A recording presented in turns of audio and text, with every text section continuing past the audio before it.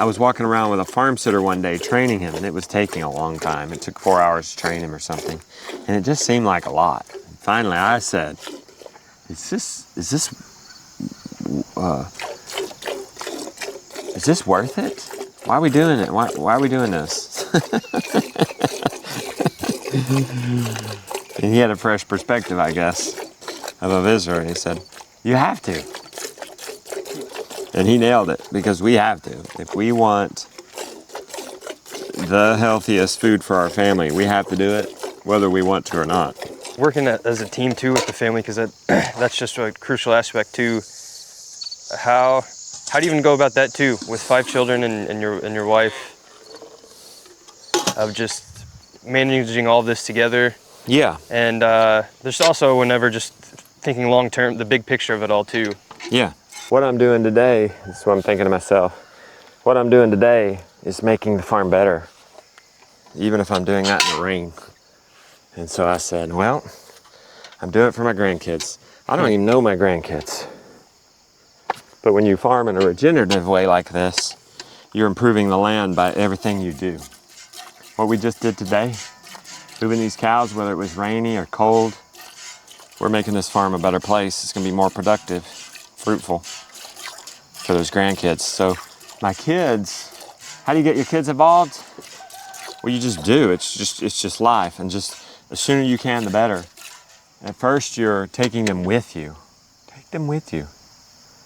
Take them with you on the errands to Lowe's. I see too many dads in there without their children. It's easy to take your kids on a, well, I shouldn't say easy. It's doable enough to take your kids with you to the store, on the project, put them on your back when they're little.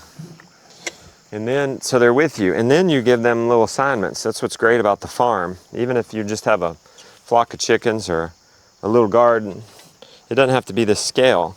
There's a job for everybody. So we often forget, hey, come on up, that's why we do this. Just like this gentleman asked, does the filming ever get in the way? Well, no, not if you change your perspective and say, I'm not out here milking a cow, I'm out here making a movie about milking a cow. Same thing with kids. I'm not out here milking a cow, I'm out here with my family milking a cow. So then that comes first. You feel more connected to this piece of land right here whenever you're growing up and hearing those stories?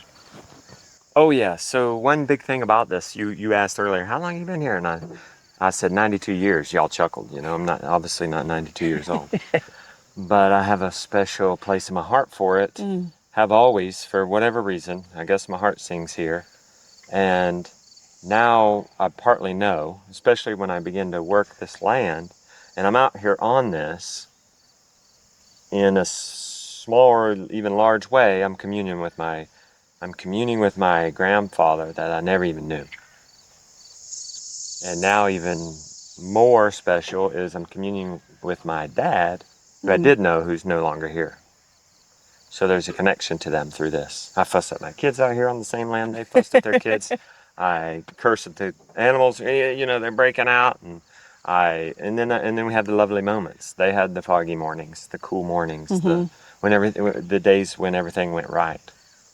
So there is something special about multiple generations working the same amount of land. There's a connection that otherwise wouldn't have, and that I would be giving up if I were to leave.